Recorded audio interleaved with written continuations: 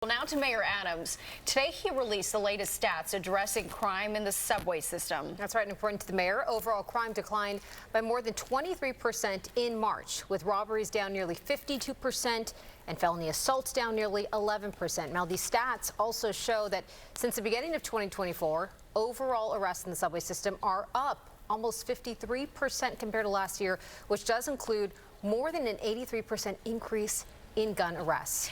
But for many New Yorkers, no matter what the numbers show, they still fear for their safety. With us now is Mayor Adams to talk more about these crime stats released today. Thanks so much for joining us, Mayor. Thank you very, very much. And I completely understand how New Yorkers feel. I say this over and over again. The challenge this amazing city is facing, recidivism. They're seeing these crimes happen over and over with repeated offenders, those with severe mental health illness, and then random acts of violence. Nothing shakes you more than experiencing a random act of violence, and that is why we're zeroing in on the omnipresence of our police.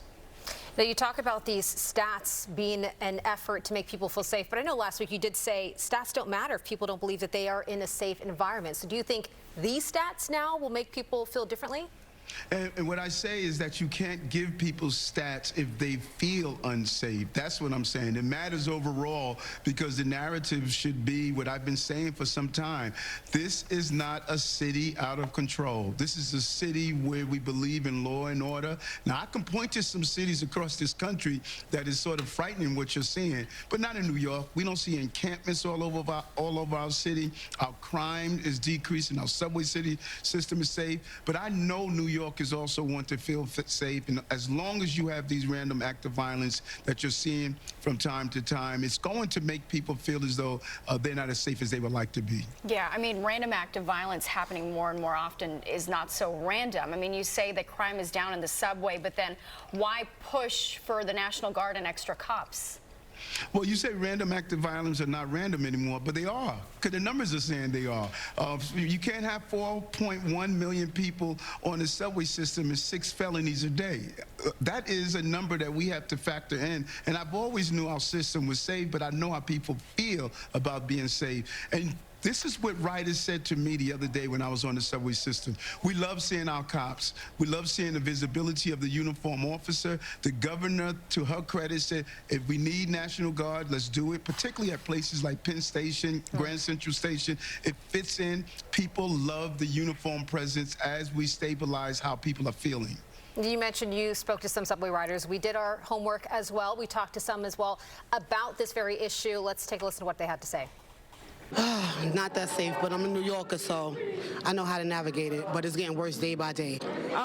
Somewhat. Some guy was throwing up and he pulled down his pants in front of me. It was horrible. Right now, it's worried about getting pushed over the train or getting stabbed for no apparent reason, things like that. And that's coming from like the homeless people or the people with mental health issues. I've seen a lot of like people, and you can tell are like on substances or something, and luckily I haven't had any incidents. Yeah, I mean, you heard what they're saying.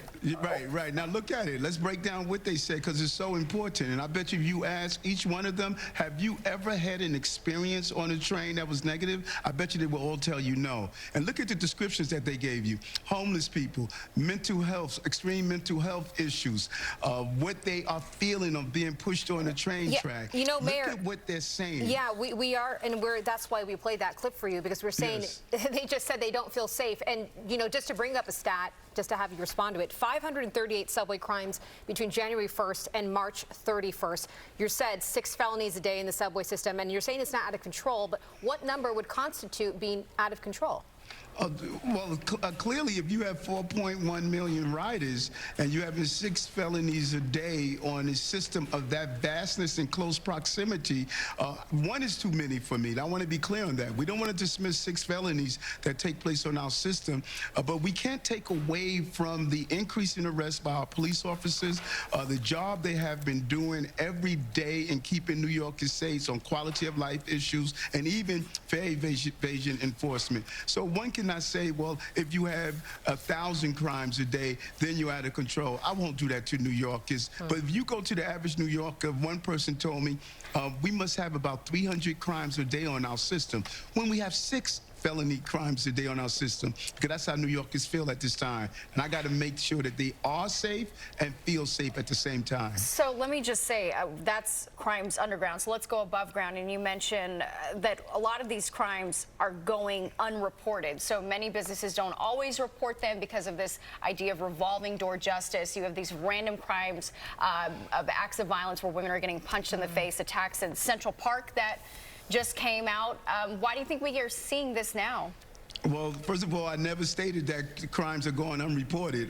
That was a question that was presented by one of the reporters.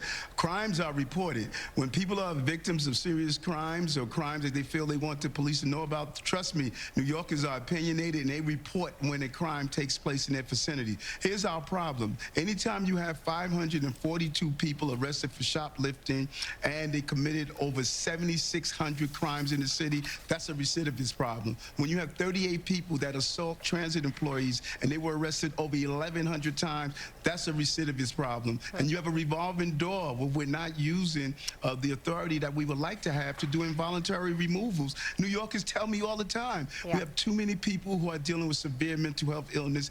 That is the problem that we're facing. Recidivism, extreme mental health illness, and random acts of violence. This city is a safe city. We're the safest big city in America based on all stats.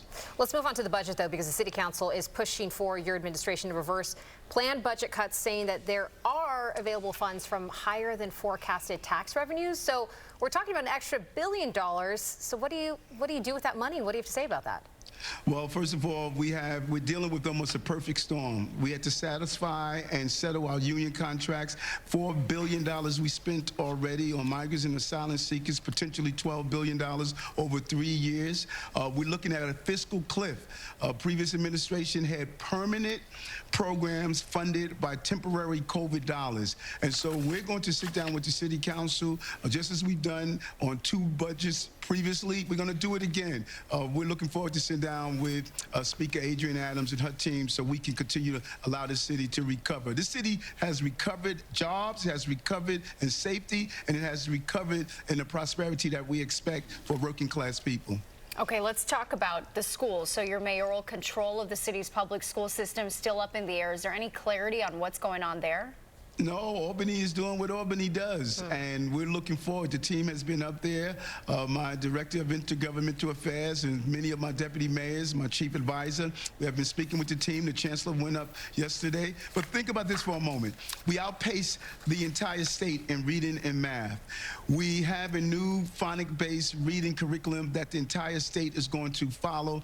Pre-mayor control, we had a 50-something% graduation rate. Now we at an over 80% graduation rate. I think we deserve to have the mayoral team accountability that will continue the success that we're seeing already, everything from dyslexia screening to ensuring our children are prepared to be employed or go to college in the future. We've done our job. Albany now has to do its job and say, let's continue the success.